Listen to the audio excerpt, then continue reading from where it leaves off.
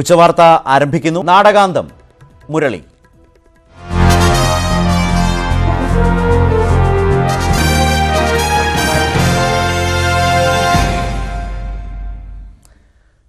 വടകരയിൽ ശക്തമായ രാഷ്ട്രീയ പോരിന് അരങ്ങൊരുക്കി കെ മുരളീധരൻ. കോൺഗ്രസ് സ്ഥാനാർത്ഥി പി ജയരാജനെ നേരിടാൻ കരുത്തനായ സ്ഥാനാർത്ഥി വേണമെന്ന് കേന്ദ്ര നേതൃത്വം കർശന നിലപാട് സ്വീകരിച്ചതിനെ തുടർന്നാണ് കെ മുരളീധരനെ സംസ്ഥാന നേതൃത്വം നിർദ്ദേശിച്ചത്. മത്സരിക്കാനുള്ള നിർദ്ദേശം മുരളീധരൻ അംഗീകരിച്ചുവെന്നും ഔദ്യോഗിക തീരുമാനം ഉടനുണ്ടാകുമെന്നും KPCC പ്രസിഡന്റ് മുല്ലപ്പള്ളി രാമചന്ദ്രൻ പറഞ്ഞു. മുല്ലപ്പള്ളി രാമചന്ദ്രനും രമേശ് ചെന്നിത്തലയും ആവർത്തിച്ച് പറഞ്ഞിരുന്നതുപോലെ ഏറ്റവും കരുത്തനായ സ്ഥാനാർത്ഥിയെയാണ് വടകരയിൽ കോൺഗ്രസ് രംഗത്തിറക്കുന്നത്. കഴിഞ്ഞ ഒരാഴ്ചയായി സംഘർഷഭരിതമായ മുഖവുമായി മാധ്യമങ്ങളെ കണ്ട മുല്ലപ്പള്ളി കെ മുരളീധരന്റെ പേര് പറഞ്ഞപ്പോൾ നിറഞ്ഞു ചിരിച്ചു. വടകരയിൽ എല്ലാ അർത്ഥത്തിലും ഈ തവണ ലോക്സഭാ തെരഞ്ഞെടുപ്പിൽ കോൺഗ്രസും ഐക്യജനാധിപത്യ കക്ഷി നിർത്ത സ്ഥാനാർത്ഥി വിജയിക്കുമെന്ന കാര്യത്തിൽ ആരംഭത്തിൽ തന്നെ എനിക്ക് വിശ്വാസമുണ്ട്. പിന്നെ മുരളീധരനാകുമ്പോൾ മുരളീധരനെ പരിചയപ്പെടുത്തുന്ന കാര്യമില്ല. മുരളീധരൻ ഞങ്ങൾക്ക് നിർത്താൻ സാധിക്കാൻ ഏറ്റവും മിടുക്കനായിട്ടുള്ള സ്ഥാനാർത്ഥികൾ ഒരാളാണ് മിസ്റ്റർ മുരളീധരൻ. അപ്പം അത് തീർച്ചയായിട്ടും വിജയം അനായാസേന ഞങ്ങൾക്ക് നേടാൻ സാധിക്കും. വടകരയിൽ നിരവധി പേരുകൾ പരിഗണിച്ചെങ്കിലും അതൊന്നും കേന്ദ്ര നേതൃത്വം അംഗീകരിച്ചില്ല. പി ജയരാജനെ നേരിടാൻ മുല്ലപ്പള്ളി തന്നെ ഇറങ്ങണമെന്ന് മുകുൾ വാസ്നിക് ഇന്നലെ നേരിട്ട് ആവശ്യപ്പെട്ടു. മത്സരത്തിനില്ലെന്ന നിലപാട് മുല്ലപ്പള്ളി ആവർത്തിച്ചതോടെ മുരളീധരന്റെ വിശ്വസ്തനായിരുന്ന അഡ്വക്കേറ്റ് പ്രവീൺ കുമാർ സ്ഥാനാർത്ഥിയാകുമെന്നാണ് രാവിലെ 10 മണിവരെ കോൺഗ്രസ് നേതാക്കൾ പറഞ്ഞിരുന്നത്. പൊടുന്നനെയാണ് മുരളീധരന്റെ പേര് നേതാക്കൾ തന്നെ സ്ഥിരീകരിച്ചത്. ഡൽഹിയിൽ തീരുമാനമെടുക്കുമ്പോൾ തിരുവനന്തപുരത്ത് ശശി തരൂരിന്റെ പ്രചാരണ യോഗത്തിൽ പ്രസംഗിക്കുകയായിരുന്നു മുരളീധരൻ. ആവേശത്തോടെയാണ് പ്രവർത്തകർ ആ വാർത്തയെ സ്വീകരിച്ചത്.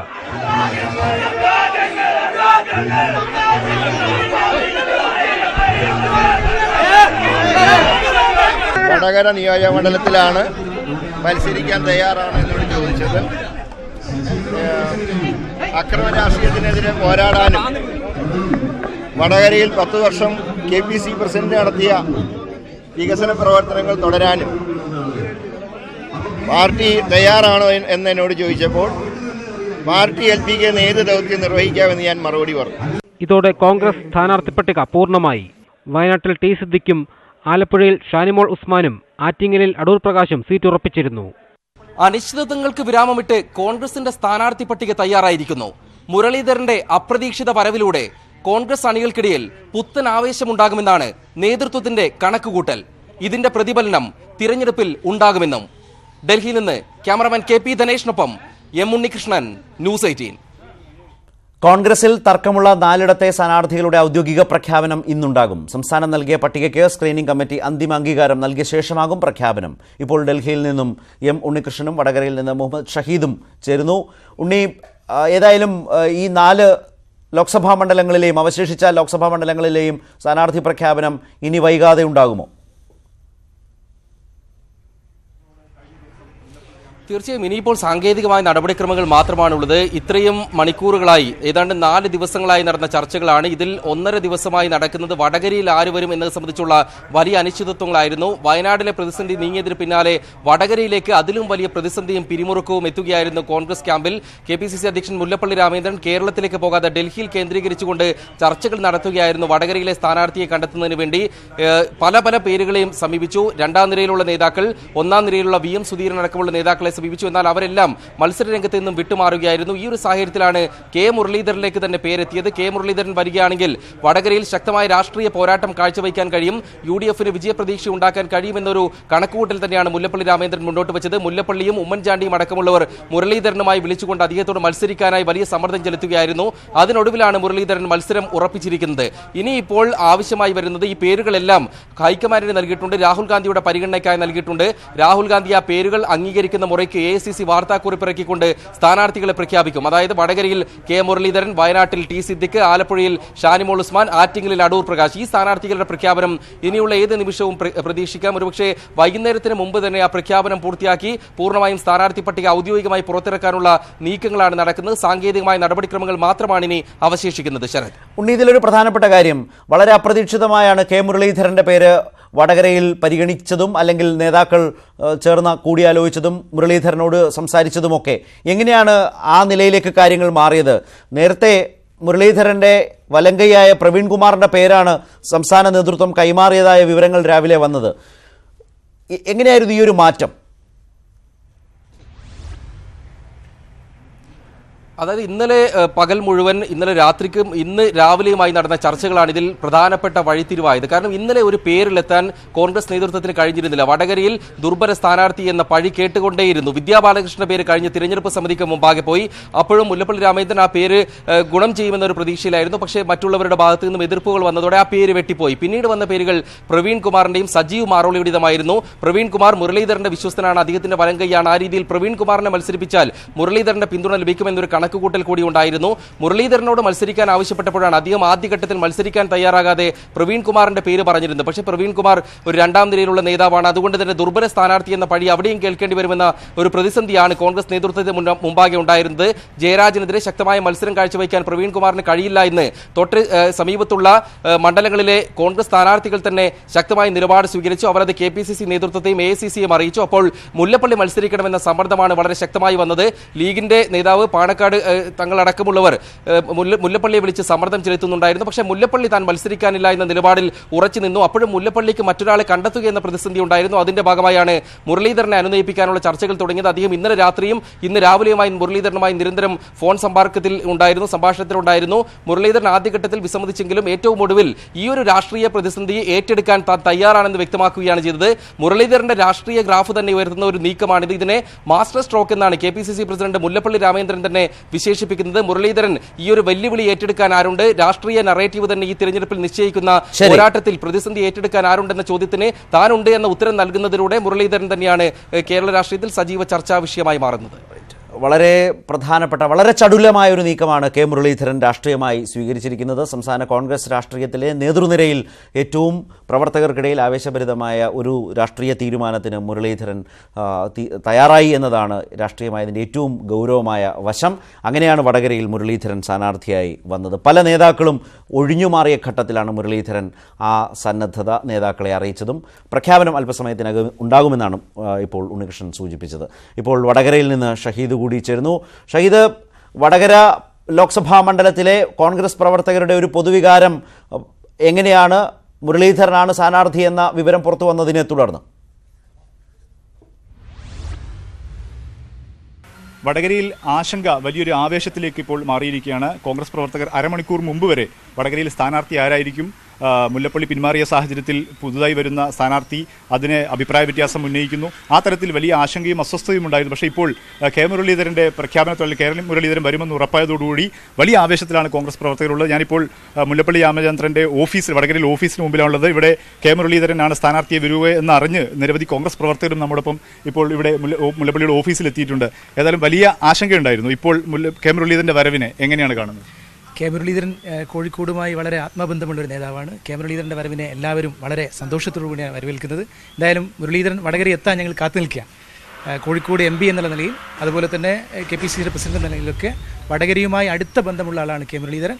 എന്തായാലും UDFിൻ്റെ വിജയം ഉറപ്പിച്ചു കഴിഞ്ഞു. UDF വലിയ ഭൂരിപക്ഷത്തിൽ, ഒരുപക്ഷെ 2009 ഉണ്ടായിരുന്ന ഭൂരിപക്ഷത്തേക്കാൾ വലിയ ഭൂരിപക്ഷത്തിൽ വടകര വിജയിക്കും. മുഴുവൻ ആളുകളും ആവേശത്തിലാണ്. UDFിൻ്റെ, മുസ്ലിം ലീഗിൻ്റെയും അതുപോലെ തന്നെ കോൺഗ്രസിൻ്റെയും ഒക്കെ അണികൾ വളരെ ആവേശത്തിലാണ്. നാടകീയമായ നീക്കങ്ങൾക്കൊടുവിലാണ് ഇപ്പോൾ വന്നിരിക്കുന്നത്. നിങ്ങൾ തന്നെ പലരും കോൺഗ്രസ് നേതൃത്വത്തെ നിങ്ങളെ എതിർപ്പ് ഉന്നയിക്കുന്നു, ചില പേരുകൾ വന്ന സമയത്ത്.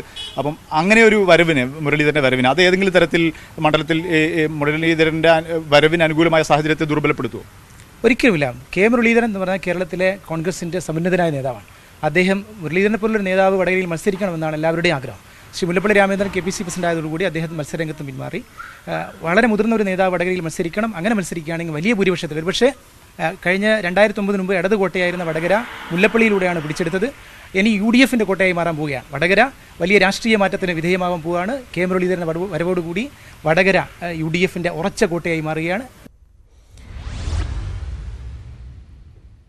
കെ മുരളീധരൻ്റെ സ്ഥാനാർത്ഥിത്വം കോൺഗ്രസിൻ്റെ മാസ്റ്റർ സ്ട്രോക്കാണെന്ന് KPCC president Mullappally Ramachandran news 18നോട് പറഞ്ഞു. കേരളത്തിലെ 20 സീറ്റുകളിലും കോൺഗ്രസ് അനായാസ വിജയം നേടും. ഡൽഹിയിൽ നിന്നും M ഉണ്ണികൃഷ്ണൻ തയ്യാറാക്കിയ റിപ്പോർട്ടിലേക്ക്. ഏറ്റവും ഒടുവിൽ ആ തീരുമാനത്തിലേക്ക് എത്തിയിരിക്കുകയാണ്. വളരെ ആശയക്കുഴപ്പങ്ങൾക്ക് ശേഷം വടകര മണ്ഡലത്തിൽ കെ മുരളീധരനെ പോലെ വളരെ ശക്തനായ ഒരു സ്ഥാനാർത്ഥിയെ കൊണ്ടുവരാൻ കഴിഞ്ഞിരിക്കുന്നു. എന്താണ് പറയാനുള്ളത്? ഞാൻ നിങ്ങളോട് ആദ്യമേ പറഞ്ഞിട്ടുണ്ടല്ലോ, വടകരയിൽ നിങ്ങൾക്ക് ഏറ്റവും മികച്ച സ്ഥാനാർത്ഥിയെ നൽകുമെന്ന കാര്യം ഞങ്ങൾ തുടരെ പറഞ്ഞുകൊണ്ടിരുന്നതാണ്. ഏറ്റവും ഒടുവിൽ ശ്രീമാൻ മുരളീധരനുമായിട്ട് സംസാരിച്ച് അദ്ദേഹം സമ്മതിച്ചിരിക്കുന്നു. ഞാൻ ഏറ്റവും സന്തോഷവാനാണ്. എൻ്റെ ഹൈക്കമാൻഡ് തീരുമാനം കൂടി വന്നാൽ അദ്ദേഹം വടകരയിൽ സ്ഥാനാർത്ഥിയായിട്ട് മത്സരിക്കും.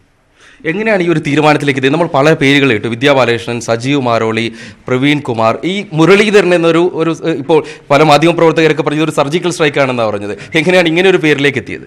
അതെ, ഇതൊരു മാസ്റ്റർ സ്ട്രോക്കാണ്, സർജിക്കൽ സ്ട്രൈക്ക് മാത്രമല്ല. അദ്ദേഹത്തിൻ്റെ പേര് ഇന്നലെ വളരെ വിശദമായിട്ട് ഞങ്ങൾ ചർച്ച നടത്തിയതാണ്. ഞാൻ അദ്ദേഹത്തോട് പല വട്ടങ്ങൾ സ്ഥാനാർത്ഥിയാണെന്ന് പറഞ്ഞാണ്, പക്ഷേ അദ്ദേഹം സമ്മതിച്ചിരുന്നില്ല. ഇന്നലെ ഞാൻ അദ്ദേഹത്തോട് സംസാരിച്ചാണ്, നിങ്ങളൊക്കെ ഇരിക്കുമ്പോൾ ഞാൻ സംസാരിച്ച അദ്ദേഹത്തോടായിരുന്നു. അദ്ദേഹം ഒരർദ്ധസമ്മതമാണ് മൂളിയത്, പക്ഷേ ഇന്ന് അദ്ദേഹം എല്ലാം ആലോചിച്ച ശേഷം അദ്ദേഹം മത്സരിക്കാമെന്ന് എനിക്ക് ഉറപ്പ് നൽകിയിട്ടുണ്ട്. താങ്കളുടെ മണ്ഡലം കൂടിയാണ് വടകര. വടകരയുടെ മൊത്തത്തിലുള്ള ഭൂമിശാസ്ത്രം, രാഷ്ട്രീയ ഭൂമിശാസ്ത്രമൊക്കെ വളരെ നന്നായി അറിയുന്ന ഒരാളാണ്. മുരളീധരൻ വരുന്നതോട് എന്തൊക്കെ ഫാക്ടറുകൾ അവിടെ കോൺഗ്രസിന് അനുകൂലമായിട്ട് വർക്ക് ചെയ്യും? ഇപ്പോഴും തന്നെ അവിടെ നിർത്തിയിരിക്കുന്ന സ്ഥാനാർത്ഥിക്കെതിരായിട്ടുള്ള വികാരം അത് ഒരു കാലത്തുമില്ലാത്ത രൂപത്തിൽ അങ്ങനെ അണപൊട്ടി ഒഴുകുന്ന അവസ്ഥാവിശേഷമാണ് ഉണ്ടായിട്ടുള്ളത്. നിങ്ങൾക്കെല്ലാം തന്നെ അറിയാം, ഞാൻ വടകരയിൽ സ്ഥാനാർത്ഥിയായി വന്ന സന്ദർഭത്തിൽ കമ്മ്യൂണിസ്റ്റ് പാർട്ടിക്ക് ഏറ്റവും അധികം ഭൂരിപക്ഷമുള്ളൊരു നിയോജകമണ്ഡലമായിരുന്നു വടകര. ആ നിയോജകമണ്ഡലത്തിൽ 1,00,000 അറിയാമല്ലോ 50,000 വോട്ടുകൾ മറിച്ചുകൊണ്ടാണ് ഞാൻ 56,000 വോട്ടിന് ജയിച്ചത്. അപ്പോൾ ഒരു വലിയ വിജയമായിരുന്നു അത്. ആ വിജയത്തേക്കാൾ നല്ല വിജയം ഇത്തവണ ഉണ്ടാകുമെന്നാണ് എൻ്റെ ശുഭാപ്തി വിശ്വാസം, പ്രതീക്ഷ. കോൺഗ്രസിന്റെ സ്ഥാനാർത്ഥി പട്ടിക ആയിരിക്കുന്നു. ഇനിയിപ്പോൾ 4 സീറ്റുകളിലേക്കുള്ള ഔദ്യോഗിക പ്രഖ്യാപനം മാത്രമാണ് വരേണ്ടത്. കാസർഗോഡ് കോൺഗ്രസ് ക്യാമ്പിൽ പൊട്ടിത്തെറി. DCC പ്രസിഡന്റ് ഹക്കിം കുന്നിലിനെ മാറ്റാതെ പ്രചാരണം സാധ്യമല്ലെന്ന് സ്ഥാനാർത്ഥി രാജ്മോഹൻ ഉണ്ണിത്താൻ. തർക്കം മൂലം ഇന്നത്തെ പ്രചാരണ പരിപാടികളെല്ലാം ഉപേക്ഷിച്ചു. പ്രശ്നപരിഹാരത്തിനായി UDF ജില്ലാ നേതൃത്വം അടിയന്തര യോഗം വിളിച്ചിട്ടുണ്ട്. കാസർഗോഡ് DCC പ്രസിഡന്റിനെതിരെ കടുത്ത നിലപാടാണ് സ്ഥാനാർത്ഥി രാജ്മോഹൻ ഉണ്ണിത്താൻ സ്വീകരിച്ചത്. പ്രസിഡന്റ് ഹക്കിം കുന്നിലിന്റെ ശൈലി മാറ്റാതെ മുന്നോട്ടു പോകാനാകില്ലെന്ന് വ്യക്തമാക്കിയ ഉണ്ണിത്താൻ ഇന്നത്തെ പ്രചാരണ പരിപാടികൾ ഒഴിവാക്കി. ഇന്നലെ ജില്ലയിലെത്തിയത് മുതൽ DCC പ്രസിഡന്റിന്റെ നിയന്ത്രണത്തിലായിരുന്നു. ഉച്ചഭക്ഷണം പോലും കഴിക്കാൻ അനുവദിച്ചില്ലെന്നും ഉണ്ണിത്താൻ നേതാക്കളോട് പരാതിപ്പെട്ടു. വിഷയത്തിൽ ഇടപെട്ട സംസ്ഥാന നേതൃത്വം KP കുഞ്ഞിക്കണ്ണൻ, CK ശ്രീധരൻ എന്നിവരെ പ്രശ്നത്തിൽ ഇടപെടാൻ നിയോഗിച്ചു. UDF ജില്ലാ ചെയർമാൻ MC കമറുദ്ദീൻ ഉൾപ്പെടെയുള്ളവരെ വിളിച്ചുവരുത്തി പ്രചാരണ പരിപാടികൾ ക്രോഡീകരിക്കാനാണ് ആലോചന. പ്രശ്നപരിഹാരത്തിനായി ചേരുന്ന യോഗത്തിൽ രാജ്മോഹൻ ഉണ്ണിത്താനും പങ്കെടുക്കും. അതേസമയം കാസർഗോഡ് പ്രശ്നങ്ങളില്ലെന്ന് KPCC പ്രസിഡന്റ് പ്രതികരിച്ചു. കാസർഗോഡ് ഒരു പ്രശ്നമില്ല. ഞാൻ ഇന്നും കാസർഗോഡ് നേതാക്കന്മാരെയൊക്കെ സംസാരിച്ചിരുന്നു, സ്ഥാനാർത്ഥിയുമായിട്ട് സംസാരിച്ചിരുന്നു. അവിടെ എന്തെങ്കിലും ഒരു പ്രശ്നം ഉണ്ടായിട്ട് എനിക്ക് തോന്നുന്നില്ല. സ്ഥാനാർത്ഥി നിർണയവുമായി ബന്ധപ്പെട്ട് ഉടക്കി നിൽക്കുന്നവരും DCC പ്രസിഡന്റിന്റെ പ്രവർത്തന ശൈലിക്കെതിരെ ഉണ്ണിത്താനോട് പരാതിപ്പെട്ടിരുന്നു. ഇതിന്റെ അടിസ്ഥാനത്തിൽ കൂടിയാണ് അടിയന്തര ഇടപെടൽ. ന്യൂസ് 18 കാസർഗോഡ്. അർഹമായ പരിഗണന ലഭിക്കുമെന്ന് സോണിയാഗാന്ധി ഉറപ്പു നൽകിയതായി പ്രൊഫസർ KV തോമസ്. സോണിയാഗാന്ധിയുമായുള്ള കൂടിക്കാഴ്ചയ്ക്ക് ശേഷം സംസാരിക്കുകയായിരുന്നു അദ്ദേഹം. സീറ്റ് ലഭിക്കാത്തതിലെ വിഷമം അറിയിച്ചു. താൻ ഇന്നും കോൺഗ്രസ് കുടുംബത്തിലെ അംഗമാണ്. ഡൽഹിയിൽ തുടരാൻ സോണിയാഗാന്ധി നിർദ്ദേശിച്ചുവെന്നും KV തോമസ് പറഞ്ഞു. എല്ലാ കാര്യങ്ങളും മാഡത്തിന് അറിയാം, രാഹുൽ ഗാന്ധിക്ക് അറിയാം, പ്രിയങ്കയ്ക്ക് അറിയാം. അതിന് എനിക്കുള്ളൊരു അംഗീകാരം പാർട്ടി നടത്തും എനിക്ക് ബോധ്യമുണ്ട്. എന്നോടിവിടെ സ്റ്റേ ബാക്ക് ചെയ്യാൻ പറഞ്ഞിട്ടുണ്ട്. എനിക്ക് സീറ്റ് കിട്ടാത്തതിലല്ല, എന്നോടൊരു വാക്ക് പറയാമായിരുന്നു, പറഞ്ഞില്ല എന്നുള്ളതിന് എനിക്ക് സങ്കടമുണ്ട്. ഞാൻ ഈ കുടുംബത്തിലൊരാളാണ്, എല്ലാ ക്രൈസിസിലും കൂടെ നിന്നിട്ടുണ്ട്. ഞാൻ K കരുണാകരനോടൊപ്പം നിന്നൊരാളാണ്. എനിക്കറിയില്ല, ഞാനതൊന്നും ചോദിച്ചിട്ടില്ല. ഞാൻ UDF കൺവീനറോ AICC ഒരു പൊസിഷൻ ഞാൻ ചോദിച്ചിട്ടില്ല. കോൺഗ്രസ് ജയിച്ചു വന്നാൽ എവിടെ നിൽക്കുമെന്ന് ആർക്കും ഉറപ്പിക്കാൻ പറ്റില്ലെന്ന് മുഖ്യമന്ത്രി പിണറായി വിജയൻ. വക്താക്കൾ പോലും പാർട്ടി മാറുകയാണ്. മാറാതെ പാറ പോലെ ഉറച്ചു നിൽക്കുന്നത് ഇടതുപക്ഷം മാത്രമാണെന്നും പണമിട്ട് മൂടിയാലും മാറില്ലെന്നും തിരുവനന്തപുരത്ത് EMS അനുസ്മരണ പരിപാടിയിൽ മുഖ്യമന്ത്രി പറഞ്ഞു. കോൺഗ്രസ് ആണോ ജയിച്ചു വരുന്നത് ആർക്കും ഉറപ്പിക്കാൻ പറ്റൂല എവിടെ നിൽക്കുന്നുണ്ട്. അതല്ലേ ഇപ്പോഴുള്ള അവസ്ഥ. കോൺഗ്രസിന്റെ വക്താക്കളല്ലേ അപ്പുറം മാറിപ്പോകുന്നത്. അപ്പോൾ ഒരു കൂട്ടർക്ക് മാത്രമേ ഉറപ്പുള്ളൂ, അത് ഇടതുപക്ഷത്തിന്. നിങ്ങൾ പണം ഇങ്ങനെ വൈകിട്ട് ചേരുന്ന പാർലമെന്ററി ബോർഡ് യോഗത്തിനും കേന്ദ്ര തെരഞ്ഞെടുപ്പ് സമിതിക്കും ശേഷം ഇന്ന് തന്നെ BJPയുടെ സ്ഥാനാർത്ഥി പ്രഖ്യാപനം ഉണ്ടായേക്കും. ദേശീയതലത്തിൽ തന്നെ BJPയുടെ ആദ്യ സ്ഥാനാർത്ഥി പട്ടികയാണിന്ന് പുറത്തുവരിക. വിവരങ്ങളുമായി KP അഭിലാഷ് ചേരുന്നു. അഭിലാഷ്, അക്കൂട്ടത്തിൽ കേരളത്തിലെ സ്ഥാനാർത്ഥി പട്ടികയുണ്ടാകുമോ? ശരത്ത്, കേരളത്തിലെ സ്ഥാനാർത്ഥി പട്ടിക ഉണ്ടാകുമെന്ന പ്രതീക്ഷയിൽ തന്നെയാണ് സംസ്ഥാനത്തെ BJP നേതാക്കൾ. അതേസമയം ഇപ്പോഴും ആഭ്യന്തര കലഹം തുടരുന്ന സാഹചര്യവുമുണ്ട്. പ്രത്യേകിച്ച് പത്തനംതിട്ട മണ്ഡലത്തെ ചൊല്ലിയുള്ള തർക്കം തന്നെയാണ് രൂക്ഷമായിട്ടുള്ളത്. അവിടെ അഡ്വക്കേറ്റ് PA ശ്രീധരൻപിള്ളയുടെയും K സുരേന്ദ്രന്റെയും പേരുകളാണ് ഇപ്പോൾ പരിഗണിക്കപ്പെടുന്നത്. സാമുദായികമായ പിന്തുണ, പ്രത്യേകിച്ച് NSSന്റെയും ക്രൈസ്തവ വിഭാഗത്തിന്റെയും പിന്തുണ തനിക്കുണ്ട് എന്ന അവകാശവാദം ഉന്നയിച്ചുകൊണ്ടാണ് PA ശ്രീധരൻപിള്ള സംസ്ഥാന നേതൃത്വത്തിന്റെ ഭാഗമായി ഇപ്പോൾ കേന്ദ്ര തെരഞ്ഞെടുപ്പ് സമിതിയെ സമീപിക്കുന്നത്. അതേസമയം അണികളുടെ ഉൾപ്പെടെയുള്ള പൂർണ്ണമായ പിന്തുണ K സുരേന്ദ്രനാണ് എന്ന RSS സമ്മർദ്ദവും ഇപ്പോൾ ശക്തമാണ്. അതോടൊപ്പം തന്നെ വനിത എന്ന നിലയിൽ സംസ്ഥാനത്തെ ഏറ്റവും കരുത്തിയായ പോരാളി എന്ന നിലയിൽ ശോഭാ സുരേന്ദ്രന് ഒരു സീറ്റ് നൽകണമെന്ന ആവശ്യവും RSS ശക്തമാക്കുന്നുണ്ട്. നേരത്തെ തന്നെ അൽഫോൺസ് കണ്ണന്താനം പത്തനംതിട്ടയിൽ അവകാശവാദം ഉന്നയിച്ചതാണ് എങ്കിൽ പോലും അദ്ദേഹം ന്യൂസ് 18നോടും വ്യക്തമാക്കിയിരുന്നു, പത്തനംതിട്ട അല്ല എങ്കിൽ തൊട്ടടുത്തുള്ള ഏതെങ്കിലും മണ്ഡലങ്ങളിലാണ് തനിക്ക് സാധ്യത നൽകേണ്ടത് എന്ന്. ആ സാധ്യത ഇപ്പോൾ കേന്ദ്ര നേതൃത്വം തള്ളിക്കളയുന്നില്ല എന്നാണ് മനസ്സിലാക്കുന്നത്. ഒരുപക്ഷെ ഇടുക്കിയിൽ അൽഫോൺസ് കണ്ണന്താനത്തെ സ്ഥാനാർത്ഥിയാക്കിയേക്കും. അങ്ങനെയെങ്കിൽ BDJSന്റെ മണ്ഡലമാണിത്. BDJSുമായി സംസാരിച്ച ശേഷം മണ്ഡലം വെച്ചുമാറ്റുന്ന ഒരു നിലപാടിലേക്ക് പോകാൻ സാധിക്കുമോ എന്ന സാധ്യതകളുമാണ് ഇപ്പോൾ പരിഗണിച്ചുകൊണ്ടിരിക്കുന്നത്. അതോടൊപ്പം തന്നെ ഇപ്പോൾ കോട്ടയത്ത് PC തോമസ് ആണ് NDയുടെ സ്ഥാനാർത്ഥി എന്ന നിലയിൽ ഒരു ന്യൂനപക്ഷ മുഖമായിട്ടുള്ളത്. എന്തായാലും 3 സ്ഥാനാർത്ഥികളെങ്കിലും ന്യൂനപക്ഷ വിഭാഗത്തിൽ നിന്ന് ഉണ്ടാകണമെന്ന നിലപാടും വനിതകൾക്ക് പ്രാധാന്യം നൽകണമെന്ന നിലപാടും ഇപ്പോൾ കേന്ദ്ര നേതൃത്വം സ്വീകരിക്കുമ്പോൾ അഭിലാഷാണ് ഡൽഹിയിൽ നിന്നും ഈ വിവരങ്ങൾ ഇപ്പോൾ നൽകിയത്. പത്തനംതിട്ട സീറ്റിൽ പരസ്യമായ അവകാശവാദം ഉന്നയിച്ച് കേന്ദ്രമന്ത്രി അൽഫോൺസ് കണ്ണന്താനം സ്വന്തം നാടും ഭാര്യയുടെ നാടുമുള്ള പത്തനംതിട്ടയിലാണ് മത്സരിക്കാൻ താൽപര്യമെന്ന് കേന്ദ്ര നേതൃത്വത്തെ അറിയിച്ചു. കൊല്ലം സീറ്റ് കിട്ടുന്നതിനേക്കാൾ ഭേദം മലപ്പുറമാണെന്നും കണ്ണന്താനം പറഞ്ഞു. ന്യൂസ് 18നോടായിരുന്നു മന്ത്രിയുടെ പ്രതികരണം. സംസ്ഥാന പ്രസിഡന്റ് PS ശ്രീധരൻപിള്ളയും ജനറൽ സെക്രട്ടറി K സുരേന്ദ്രനും പത്തനംതിട്ടയ്ക്ക് വേണ്ടി അവകാശവാദം ഉന്നയിക്കുന്നതിനിടെയാണ് അൽഫോൺസ് കണ്ണന്താനത്തിന്റെ പരസ്യ പ്രതികരണം. സ്വന്തം നാടും ഭാര്യയുടെ നാടും അവിടെയായതുകൊണ്ടാണ് പത്തനംതിട്ടയിൽ മത്സരിക്കാൻ താല്പര്യപ്പെട്ടത്. ഞാനൊരു കത്തോലിക്കനാണ്. അപ്പോൾ കാഞ്ഞിരപ്പള്ളി, പൂഞ്ഞാർ മണ്ഡലങ്ങളില് നല്ല എണ്ണം കത്തോലിക്കരുണ്ട്. ബാക്കി എല്ലാ മതക്കാരും എനിക്ക് വേണ്ടി വോട്ട് ചെയ്യും. കാരണം ഞാനവിടെ പ്രവർത്തിച്ച് ഞാനവിടെ കാണിച്ചതാണല്ലോ. പിന്നെ എന്റെ ഭാര്യയാണെങ്കിൽ ഓർത്തഡോക്സ് കാരിയാണ്. വഴൂർ ഗ്രാമത്തിൽ നിന്ന്, പഞ്ചായത്തിൽ നിന്നാണ് എന്റെ ഭാര്യ വന്നിരിക്കുന്നത്. അത് പത്തനംതിട്ട ജില്ലയിൽ പെട്ടതാണ്, പത്തനംതിട്ട മണ്ഡലത്തിൽ പെട്ടതാണ്. എനിക്ക് NSSുമായിട്ടും എനിക്ക് മാർത്തോമ പള്ളിയുമായിട്ടും പെന്തക്കോസ് ചോദിച്ചും അവിടെ പെന്തക്കോസ് പള്ളികൾ പലതുണ്ടല്ലോ, അവരുമായിട്ട് എല്ലാവരുമായിട്ടും നല്ല ബന്ധമുണ്ട്. ശബരിമല സമരം നയിച്ചു എന്നത് മാത്രമാകില്ല വോട്ട് ചെയ്യുമ്പോൾ ജനം മാനദണ്ഡമാക്കുക. മൊത്തത്തിലുള്ള പ്രവർത്തനമായിരിക്കും വിലയിരുത്തുക. കൊല്ലം ഉൾപ്പെടെയുള്ള മണ്ഡലത്തിൽ പേര് കേൾക്കുന്നുണ്ടല്ലോ എന്ന ചോദ്യത്തിന് കണ്ണന്താനത്തിന്റെ ഉത്തരം ഇങ്ങനെ: കൊല്ലം കിട്ടുന്നതിൽ മലപ്പുറം കിട്ടുന്നതാണ് എനിക്ക്. സ്ഥാനാർത്ഥി നിർണയത്തെ ചൊല്ലി BJPയിൽ തുടങ്ങിയ ഉൾപാർട്ടി കലഹം കൂടിയാണ് അൽഫോൺസ് കണ്ണന്താനത്തിന്റെ വാക്കുകളിലൂടെ പുറത്തുവരുന്നത്. News desk, news 18. ചർച്ചയ്ക്ക് മുൻകൈയെടുത്തത് മുസ്ലിം ലീഗാണെന്ന് ആവർത്തിച്ച് SDPI. ലോക്സഭാ തെരഞ്ഞെടുപ്പ് അടക്കമുള്ള വിഷയങ്ങൾ ചർച്ച ചെയ്തിട്ടുണ്ട്. SDPIയുടെ വോട്ട് എല്ലായിടത്തും വേണ്ട എന്നാണോ നിലപാടെന്ന് ലീഗ് വ്യക്തമാക്കണം.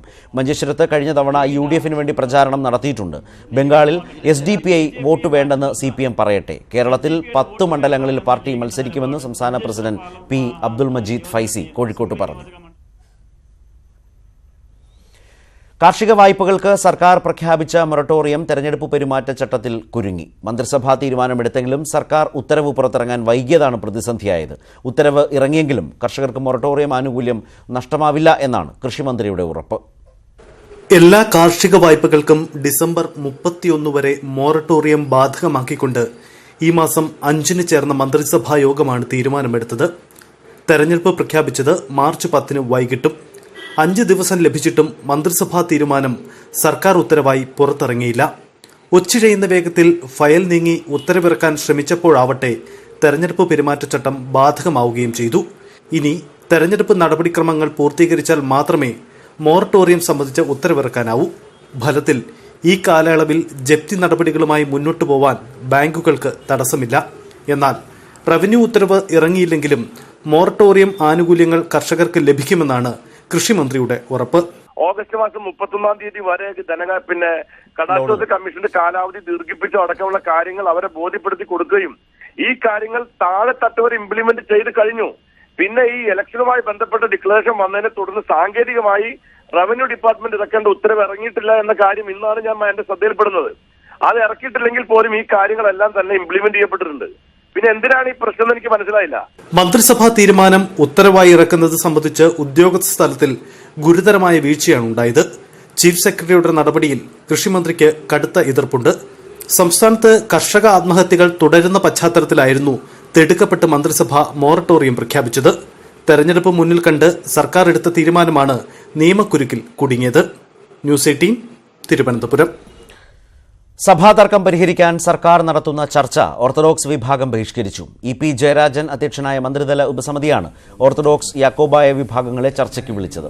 സുപ്രീം കോടതി വിധി നടപ്പിലാക്കാതെ ചർച്ച നടത്തുന്നതിൽ പ്രസക്തിയില്ല എന്നാണ് ഓർത്തഡോക്സ് വിഭാഗത്തിന്റെ നിലപാട്. വൈകിട്ട് യാക്കോബായ വിഭാഗവുമായും മലങ്കര സഭാ സമാധാന സമിതിയുമായും ചർച്ച നടക്കും. തെരഞ്ഞെടുപ്പ് മുന്നിൽ കണ്ടുകൂടിയാണ് തർക്കപരിഹാരത്തിന് സർക്കാർ തിരക്കിട്ട ശ്രമങ്ങൾ നടത്തുന്നത്. ശബരിമലയിലെത്തിയ സ്ത്രീകൾ ഉൾപ്പെടെയുള്ള ഭക്തരെ മരക്കൂട്ടത്ത് തടഞ്ഞു നിർത്തി ആക്രമിച്ചതായി പരാതി. കർമ്മസമിതി പ്രവർത്തകർക്കെതിരെ തമിഴ്നാട്ടിൽ നിന്നെത്തിയ സംഘം പോലീസിൽ പരാതി നൽകി. സ്ത്രീകളെ തടഞ്ഞു നിർത്തി തിരിച്ചറിയൽ രേഖ ചോദിച്ച് നൽകാത്തതിനാണ് മർദ്ദിച്ചതെന്ന് പരാതിക്കാർ പറയുന്നു. പോലീസ് കേസെടുത്തു. തമിഴ്നാട്ടിൽ നിന്നെത്തിയ സ്ത്രീകൾ ഉൾപ്പെടെയുള്ള സംഘത്തെ കർമ്മസമിതി പ്രവർത്തകർ മരക്കൂട്ടത്ത് തടഞ്ഞതാണ് പ്രശ്നങ്ങൾക്ക് തുടക്കം. പ്രായം 50 കഴിഞ്ഞെന്ന് സ്ത്രീകൾ അറിയിച്ചെങ്കിലും തിരിച്ചറിയൽ രേഖ കാണിച്ചാലേ കടത്തിവിടൂവെന്ന് കർമ്മസമിതി പ്രവർത്തകർ പറഞ്ഞു. രേഖകൾ പോലീസിനെ മാത്രമേ കാണിക്കൂ എന്ന് തീർത്ഥാടക സംഘം നിലപാടെടുത്തതോടെ സംഘർഷത്തിലേക്ക് കാര്യങ്ങൾ നീങ്ങി. 2 സ്ത്രീകളെ അടക്കം മർദ്ദിച്ചെന്നാണ് പരാതി.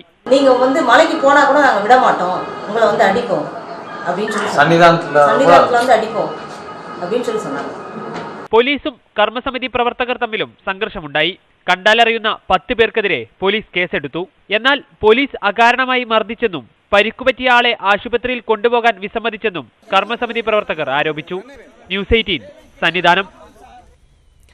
ഗോവ മുഖ്യമന്ത്രിയായി പ്രമോദ് സാവന്ത് സത്യപ്രതിജ്ഞ ചെയ്തു. മണിക്കൂറുകളോളം നീണ്ട നാടകീയതയ്ക്കൊടുവിൽ പുലർച്ചെ 2 മണിക്കായിരുന്നു സത്യപ്രതിജ്ഞ. മുഖ്യമന്ത്രിയെ കൂടാതെ 11 മന്ത്രിമാരും സത്യപ്രതിജ്ഞ ചെയ്തു. അർദ്ധരാത്രി 12 മണിക്കാണ് BJP നേതാക്കൾ ഭൂരിപക്ഷം ഉന്നയിച്ച് ഗവർണറുടെ വസതിയിലെത്തിയത്. തുടർന്ന് 2 മണിയോടെ നടന്ന ചടങ്ങിൽ മുൻ സ്പീക്കർ പ്രമോദ് സാവന്ത് പുതിയ ഗോവ മുഖ്യമന്ത്രിയായി സത്യപ്രതിജ്ഞ ചെയ്തു. डॉक्टर प्रमोद पांडुरंग सावंत देवाचो सपूत घेता की कायद्या करवी स्थापीत जाल्ल्या अशा भारतीय संविधाना विशीं हांव खरेली श्रद्धा आनी निष्ठा बाळगितलो. സഖ്യകക്ഷികളായ മഹാരാഷ്ട്രവാദി ഗോമാതക് പാർട്ടിയിൽ നിന്നും ഗോവ ഫോർവേഡ് പാർട്ടിയിൽ നിന്നും ഓരോ ഉപമുഖ്യമന്ത്രിമാരടക്കം 11 മന്ത്രിമാരും സത്യപ്രതിജ്ഞ ചെയ്ത് അധികാരത്തിലേറി.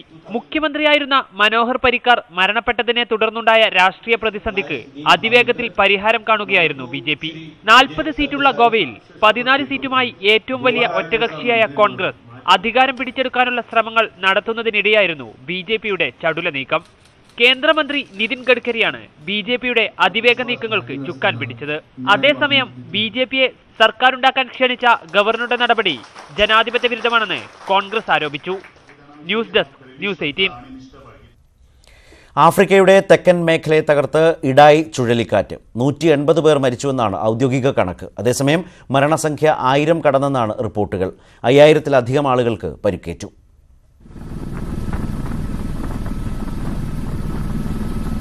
ആഫ്രിക്കയുടെ തെക്കൻ രാജ്യങ്ങളിൽ വീശിയടിച്ച ഇഡായ് ചുഴലിക്കാറ്റിൽ സിംബാബ്വേയിലും മൊസാംബിക്കിലുമാണ് ഏറ്റവുമധികം നാശനഷ്ടങ്ങൾ റിപ്പോർട്ട് ചെയ്തിരിക്കുന്നത്. വാർത്താ വിതരണ സംവിധാനങ്ങൾ തകരാറിലായതിനാൽ നാശനഷ്ടങ്ങളുടെ വ്യാപ്തി ഇനിയും പുറത്തുവന്നിട്ടില്ല. മൊസാംബിക്കിൽ മാത്രം മരണസംഖ്യ 1000 കവിഞ്ഞേക്കുമെന്ന ആശങ്കയുള്ളതായി പ്രസിഡന്റ് ഫിലിപ്പെ ന്യൂയിസി പറഞ്ഞു. നദികളിലൂടെ മൃതദേഹങ്ങൾ ഒഴുകി നടക്കുന്നത് വ്യോമ നിരീക്ഷണം നടത്തിയപ്പോൾ കണ്ടതായും അദ്ദേഹം വ്യക്തമാക്കി. സിംബാബ്വെ മൊസാംബിക് അതിർത്തി പ്രദേശങ്ങളിലാണ് മണിക്കൂറിൽ 180 കിലോമീറ്റർ വേഗത്തിൽ ഇഡായ് ആഞ്ഞടിച്ചത്. സിംബാബ്വേയിൽ 3 ജില്ലകൾ തികച്ചും ഒറ്റപ്പെട്ടിരിക്കുകയാണ്. റോഡുകളും വീടുകളും പാലങ്ങളും ഒലിച്ചുപോയി. കുടുങ്ങിക്കിടക്കുന്നവരെ രക്ഷിക്കാൻ അന്താരാഷ്ട്ര ഏജൻസികളുടെ നേതൃത്വത്തിൽ ശ്രമം തുടരുകയാണ്. News desk news 18. ഉച്ചവാർത്ത പൂർണ്ണമാവുകയാണ്.